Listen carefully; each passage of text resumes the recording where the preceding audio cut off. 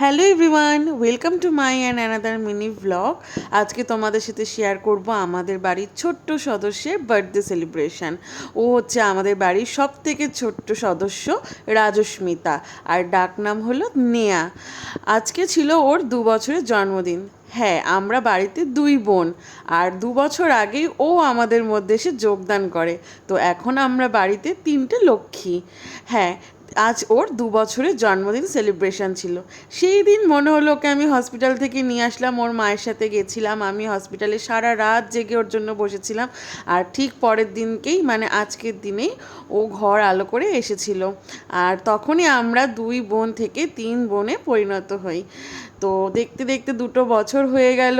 সেই ছোট্ট গুড়গুড়িটা 2 বছর বয়স হয়ে গেল, বড় হয়ে গেল, কত কথা শিখে গেল। তো আজকেই ছিল ওর বার্থডে।